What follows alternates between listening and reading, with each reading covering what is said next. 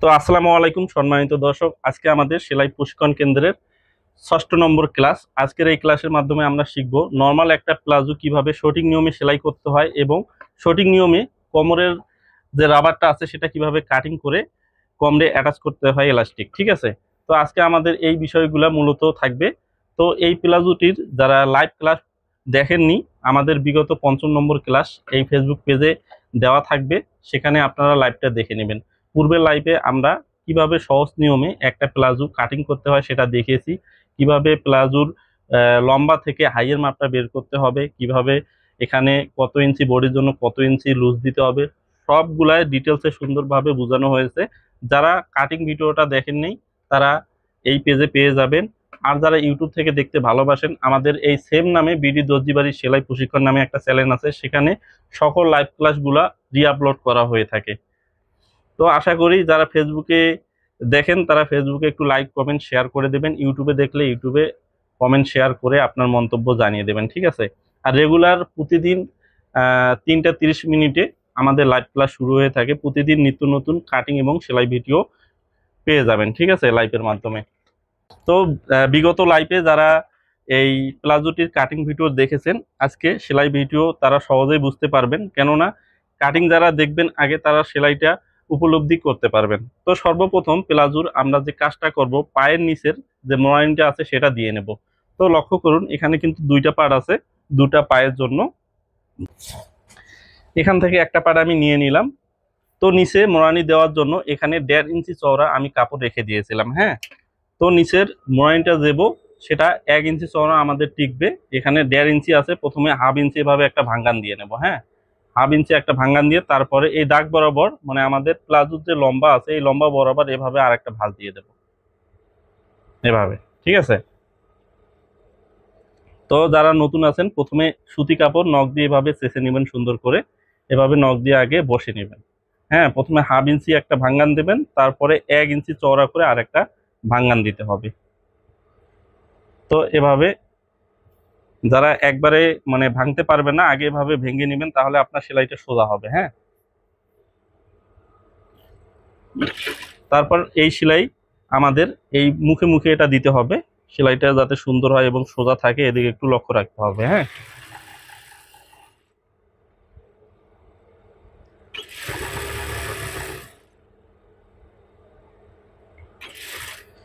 নিচের পাটটা হালকা একটু টান টান রাখবেন, যেন দেখবেন এখানে মিলে। ঠিক আছে, নিচের পাটটা যদি লুজ রাখেন, উপরে পাটটা আপনার বেশি হয়ে যাবে, তখন কিন্তু প্লাজোর নিচটা আয়রন করার পরও সুন্দর হয়ে বসে থাকবে না। আর নিচটা একটু টান টান রাখলে এটা সুন্দর হয়ে অটোমেটিক বসে থাকবে।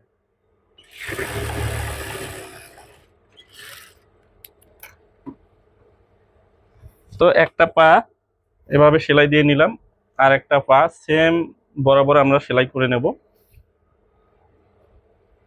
তো যারা নতুন আছেন প্রথমে এভাবে ভেঙে নেবেন, নখ দিয়ে সুন্দর করে ভেঙে নেবেন, তাহলে আপনার আর কষ্ট করে সেলাই মেলাতে হবে না।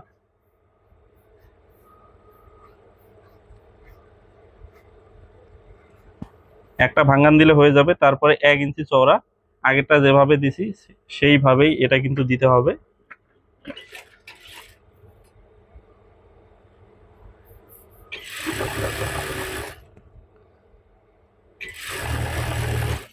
নিচের পাটটা সবসময় হালকা টান টান রাখবেন, কারণ নিচের পাটটা আমাদের যে মেশিনের দাঁতি আছে সেটা দিয়ে হালকা খিচে। হ্যাঁ, সেজন্য নিচের পাটটা সবসময় টাইট হয়ে যায়, মানে ভিতরে আগে চলে যায়। আর উপরে পাটটা যেহেতু উপরে কোনো দাঁতির সিস্টেম নাই, তাই উপরে পাটটা এদিক চলে আসে। তো সবসময় চেষ্টা করবেন নিচের পাটটা একটু টান রেখে উপরে পাটটা বসিয়ে দিতে।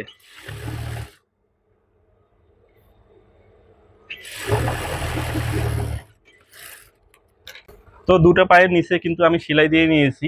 যারা পূর্বে এই প্লাজোটির কাটিং ভিডিও দেখেছেন লাইভে, তারা দেখতে পেরেছেন উপরে আমাদের কাপড় জয়েন হয়েছে, সে জয়েনের কাপড়টা এখন এখানে জয়েন দিতে হবে।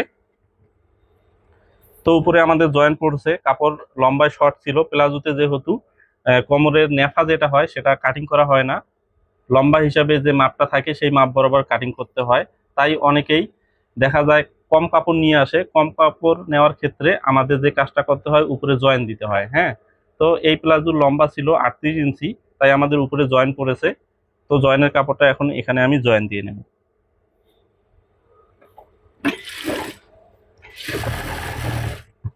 তো জয়েন দেওয়ার সময় নিচে যে আগে যদি সেলাই দিয়ে থাকেন এটা দেখবেন সিধা আছে না উল্টা আছে, সিধাটা উপর পাশে রাখবেন।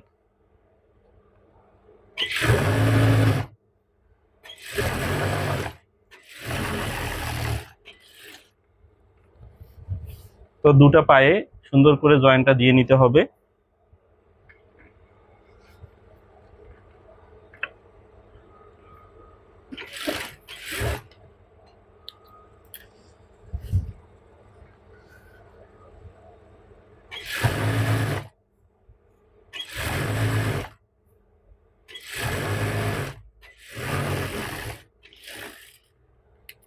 জয়েন দেওয়ার পরে এই কাপড়গুলো এভাবে নখ দিয়ে সুন্দর করে চেঁচে দিবেন। হ্যাঁ, নখ দিয়ে ঘষে দিলে আপনার সেলাই ফিনিশিংটা একটু সুন্দর হবে।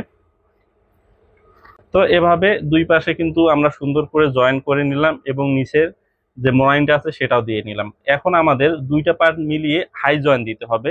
তো লক্ষ্য করুন, এটার সিধা পার্টটা এভাবে উপরে রাখতে হবে, আর একটা পার্ট নিতে হবে, এটার সিধাটা ভেতর পাশে রাখতে হবে। এই যে এটা কিন্তু হচ্ছে কোমরের পাশ। হ্যাঁ, এখন আমরা হাইয়েস্ট যে জয়েন্টটা আছে এটা দেব। এই যে এটার এবার উল্টা পাশটা উপরে রাখলাম, সিধা পাশটা ভিতরে রাখছি, তাহলে সিধাই সিধাই মিলে যাবে। হ্যাঁ, তো এখন হাইয়ের জয়েন দিয়ে নেব। হাইয়ের এখানে 1/2 ইঞ্চি পরিমাণ চওড়া রেখে সেলাইটা দিয়ে নিতে হবে।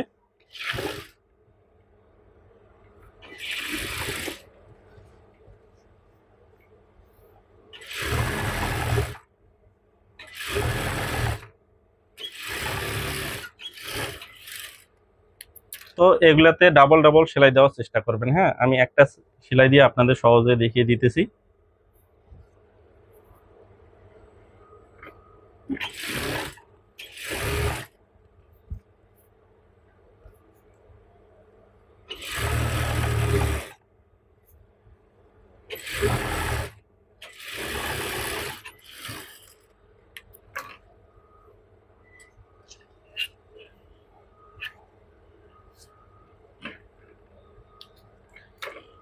তো প্রিয় দর্শক লক্ষ্য করুন, আমরা কিন্তু নিচটা মুড়িয়ে দিলাম, উপরে জয়েন দিছি এবং হাইয়ের সেলাইটাও দিয়ে নিয়েছি। হ্যাঁ, এখন আমাদের যে কাজটা করতে হবে, এই যে একটা করে পা এভাবে ধরে আমরা এভাবে মুড়িয়ে নেব।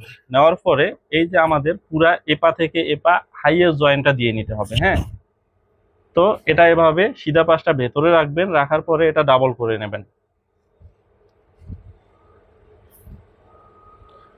তো এই দাগটা এই পাশে আছে,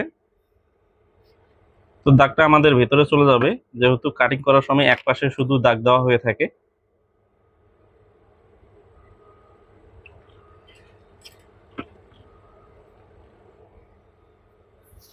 তো আপনি আপনার যে প্লাজো যে পায়ের মুখের মোড়ানিটা আছে সেটা কত ইঞ্চি রাখতে চান সেই হিসাবে এখন এই মাপটা এখানে বসিয়ে দিতে হবে। যখন আমরা কাটিং করেছি 20 ইঞ্চি দিয়ে কাটিং করেছি, 20-এর অর্ধেক 10, এই 10 ইঞ্চিতে পায়ের মুহুরিটা আমি মাপটা বসিয়ে দিলাম। তারপর এটা 1 ইঞ্চি পরিমাণে সেলাই প্লাস রেখে এটা সেলাই দিয়ে নেব। হ্যাঁ,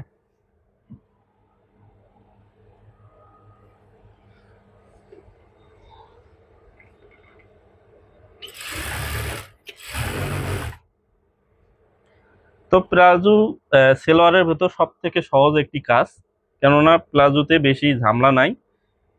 কয়েকটা সেলাইয়ের মাধ্যমে একটা প্লাজো তৈরি করা হয়ে থাকে। তো প্লাজোর বিভিন্ন ধরন আছে, কিছু কিছু প্লাজো আছে যারা শেপ করেন, শেপ করার ক্ষেত্রে এ পাশেও কাটিং করতে হয়, সেই প্লাজোগুলোতে একটু ভিন্ন ভাবে কাটিং করতে এবং সেলাইও করতে হয়। তো আজকে যে প্লাজোটা আমরা সেলাই করতেছি এটা নর্মাল একটা প্লাজো। এটার কাটিং ভিডিও বা কাটিং যে লাইভটা পূর্বে আমরা করছি, গতকালকে করছি, সেটা উপরে পেয়ে যাবেন আমাদের ফেসবুক পেজে। হ্যাঁ,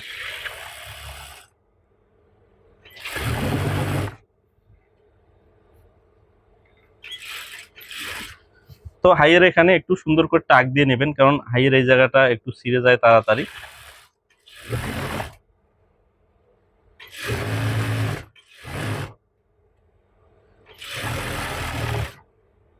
তো এই পাশের মাপটাও ঠিক রাখবেন।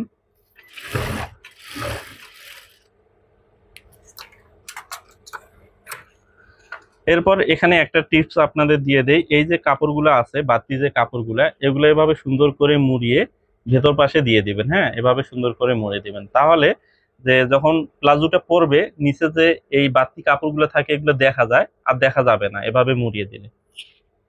এভাবে মুড়িয়ে এভাবে একটা চাপ সেলাই দিয়ে এটা ভেতরে ঢুকিয়ে রাখবেন কাপড়টা। এই যে,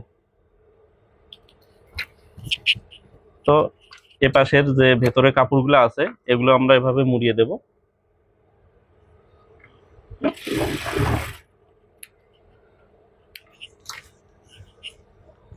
তো মোটামুটি আমাদের প্লাজোর কিন্তু কাজ কমপ্লিটের মতো, এখন শুধু উপরে আমাদের রাবার লাগাতে হবে। হ্যাঁ, তো প্লাজোটা আপনাদের একটু সিধা করে দেখিয়ে দেই।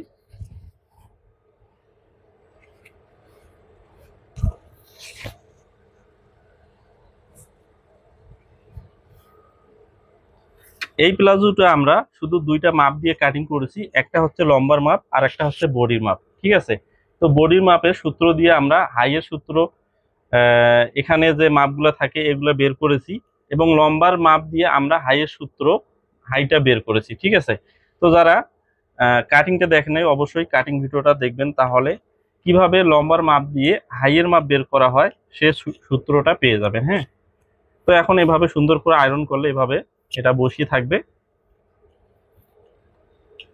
এখন আমরা কোমরের উপরে যে রাবার লাগাবো, কত ইঞ্চি রাবার লাগাবো, কিভাবে রাবারের হিসাবটা বের করব সে নিয়মটা শিখে নেব। হ্যাঁ,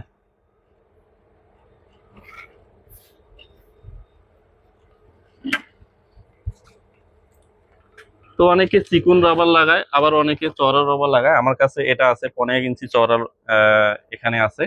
তো অনেকে আছে 1.5 ইঞ্চি চওড়া লাগায়। তো যেটা আছে এটা দিয়ে আপনাদের হিসাবটা আমি বুঝিয়ে দিতেছি। যখন আমরা এই প্লাজোটি কাটিং করেছিলাম তখন কিন্তু আমরা যে বডির মাপ বা হিপের মাপ, যে মাপ দিয়ে আপনি কাটিং করেন, যদি বডির মাপ দিয়ে কাটিং করেন, নর্মালি কামিজের যে মাপটা থাকে বডির, সে মাপ দিয়ে আমরা এই প্লাজোটা কাটিং করেছি। ওই বডির মাপটাকে এখানে রাখার পরে আমরা কিন্তু লুসের জন্য আরো 4 ইঞ্চি বেশি নিয়েছি। ঠিক আছে, তো আমরা যখন রাবার কাটিং করব তখন যে কাজটা করতে হবে, যদি নিয়ম অনুযায়ী প্লাজোটা কাটিং করা হয় তখন এই যে প্লাজোর যে এখানে অর্ধেক আছে এই বরাবর মাপটা নিলে হয়ে যাবে। ঠিক আছে, এই বরাবর আপনি যদি কাটিং করেন তাহলে আপনার যে 36 ইঞ্চি বডির জন্য আমরা এই প্লাজোটি কাটিং করেছি সেটা একুরেট হয়ে যাবে। আর যদি আপনি হিসাব করে বের করতে চান তাহলে যে কাজটা করবেন, যে বডির মাপটা থাকবে বা হিপের যে মাপটা থাকবে, যদি আপনি পুরাতন কামিজের মাপ নিয়ে থাকেন, পুরাতন কামিজের বডির যে মাপ আছে সে মাপের সাথে 6 ইঞ্চি যোগ করবেন। তো আমাদের এই প্লাজোর বডি হচ্ছে 36, 36-এর সাথে আমরা আরো 6 ইঞ্চি যোগ করব, তাহলে কত হবে? 36 আর 6 42 ইঞ্চি। 42-এর অর্ধেক করে আপনি ইলাস্টিক বা রাবারটা কাটিং করবেন। ঠিক আছে, তো 42-এর অর্ধেক করে কাটিং করলে হবে 21 × 42, তো 21 ইঞ্চি এখানে আমরা রাবারটা কাটিং করব। ঠিক আছে, 21 ইঞ্চি কাটিং করলে 36 ইঞ্চি বডির জন্য পারফেক্ট রাবারটা হয়ে যাবে। তো আশা করি বুঝতে পেরেছেন, এভাবে আপনি যে কোনো সাইজের রাবারের হিসাবটা বের করতে পারবেন। তো কমরের রাবারের হিসাবটা আশা করি বুঝাতে পেরেছি। তো এখন রাবারটা কিভাবে লাগাতে হবে, রাবার 2-3 সিস্টেমে লাগানো যায়। তো যে নিয়মটা আপনার কাছে সহজ হবে সেটাই দেখাবো।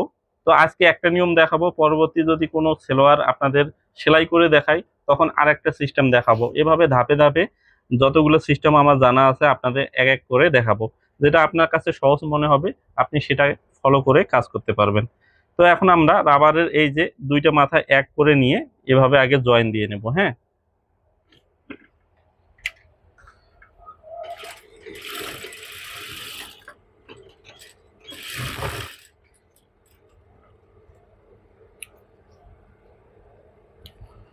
তো এভাবে আমরা জয়েন দিয়ে নিলাম।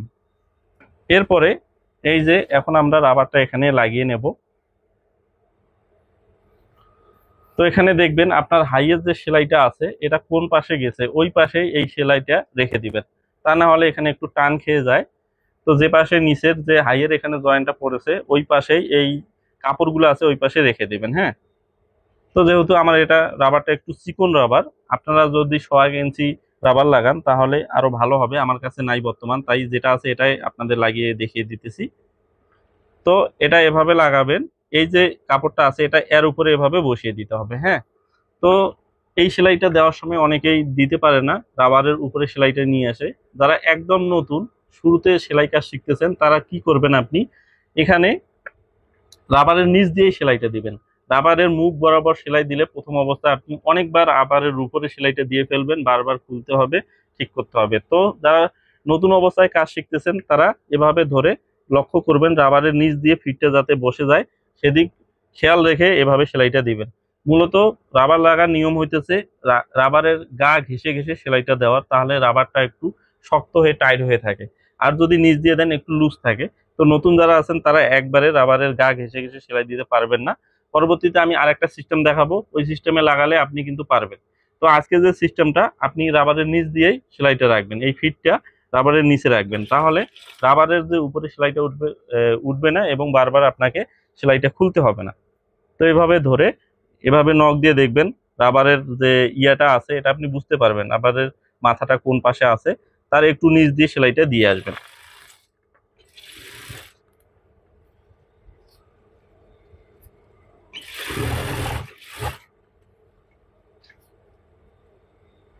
তো এভাবে ঘুরিয়ে ঘুরিয়ে কিন্তু আপনাকে এই সেলাইটা দিতে হবে। তারপরে যখন দেখবেন এখানে রাবার অনেক চিকন হয়ে গিয়েছে, তারপর রাবারটা এভাবে টেনে টেনে বের করতে হবে।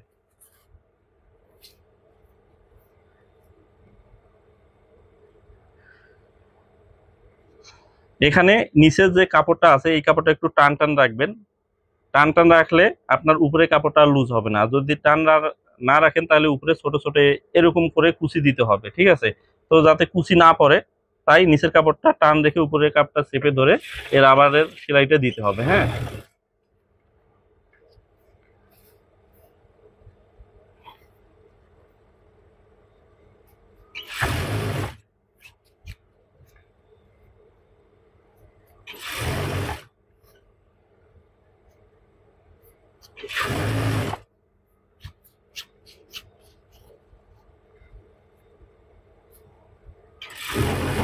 তো যারা পরবর্তীতে লাইভে জয়েন করবেন এবং লাইভগুলা সিরিয়াল বাই সিরিয়াল যারা দেখতে চান এই ক্লাসগুলা, তারা আমাদের এই সেম নামে বিডি দর্জিবাড়ি সেলাই প্রশিক্ষণ নামে একটা ইউটিউব চ্যানেল আছে, সেখানে সিরিয়াল বাই সিরিয়াল সব লাইভ ক্লাসগুলো রি-আপলোড করা হইতেছে, ঠিক আছে?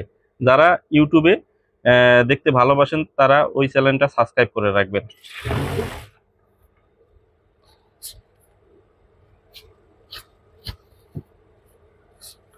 তো দেখুন আমাদের কিন্তু রাবারের শেষ মাথায় আমরা এসে গিয়েছি।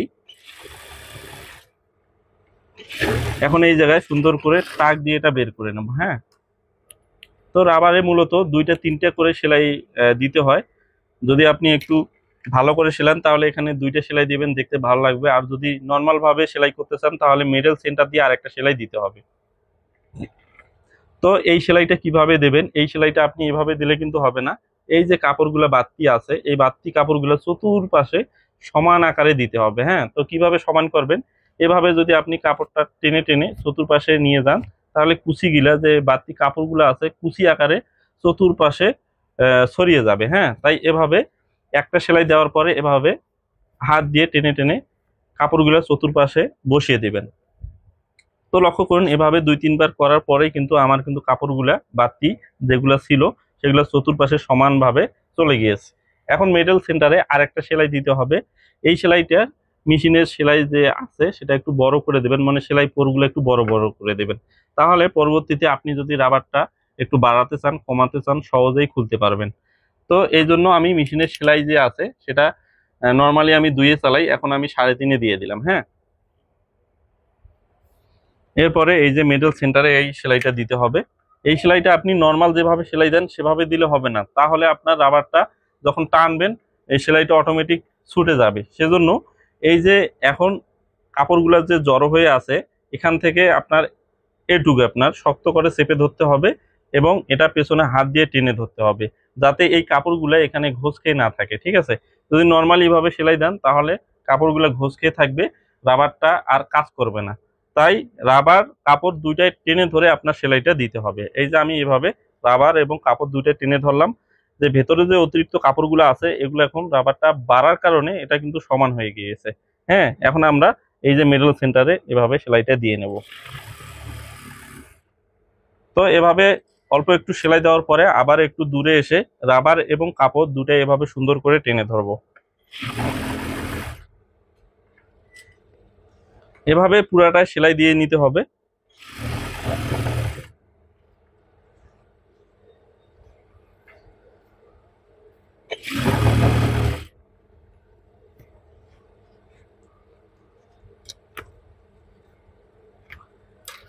তো অনেকগুলো রাবার আছে, রাবারগুলো কম বাড়ে, ওই ধরনের রাবার কিনবেন না, ভালো রাবারটা কিনবেন, সেগুলো অল্পতেই অনেক বাড়ে, তাহলে রাবারটা লাগাতে আপনি সুবিধা পাবেন। আর অনেকগুলো রাবার আছে যেগুলা বেশি বাড়ে না, একটুতেই আর কি ওর বাজ শেষ হয়ে যায়, ওগুলা যখন লাগাবেন তখন কিন্তু হালকা কুচি কুচি পড়ে যাবে আপনার।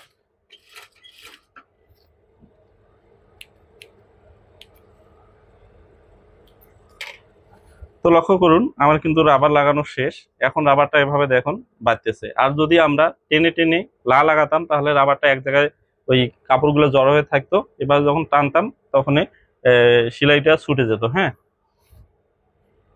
তো আশা করি বুঝাতে পেরেছি। তারপরেও যদি কেউ কোনো জায়গায় বুঝতে না পারেন তো অবশ্যই একটু কমেন্ট করবেন, পরবর্তীতে আমি সে বিষয়ে অন্য একটা লাইভ বা ভিডিও নিয়ে আসবো। হ্যাঁ, তো লক্ষ্য করুন এটা হচ্ছে নর্মাল একটা প্লাজো।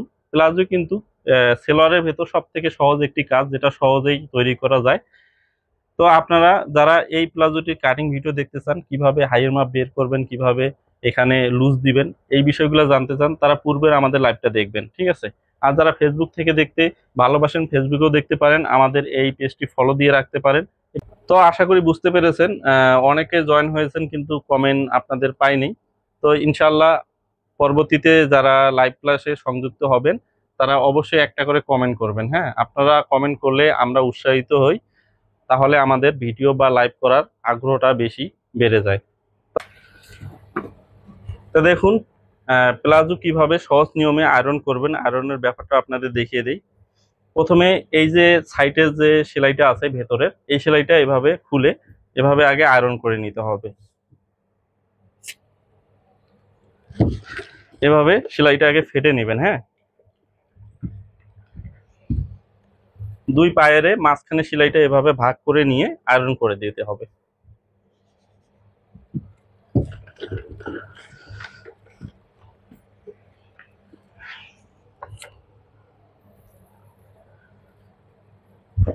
এরপরে লক্ষ্য করুন এই যে যে সেলাইটা আমরা মাঝখানে ভাগ করেছি, এই সেলাই বরাবর এটা সুন্দর করে বসিয়ে নিতে হবে। তারপরে নিচটা আয়রন দিয়ে সুন্দর করে চাপ দিয়ে বসিয়ে দিতে হবে। এই পাশে এখন এই সেলাই বরাবর আয়রনটা বসিয়ে দিলে আপনার এ পাশে অটোমেটিক বের হয়ে আসবে। এই যে এ পাশে এখন শুধু জাস্ট এভাবে আয়রন দিয়ে এটা চাপ দিয়ে বসিয়ে দিতে হবে। তো একটা পায়ে এভাবে আয়রন করার পরে আর একটা পায়ে এভাবে সুন্দর করে আয়রন করতে হবে।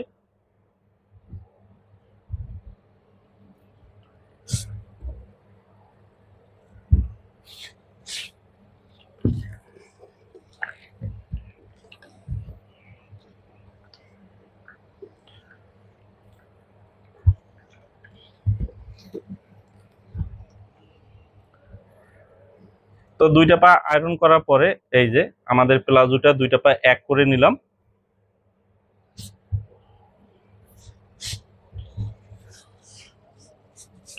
নেওয়ার পর একটু আয়রন করে দিলাম। হ্যাঁ, তো এভাবে নর্মালি আমরা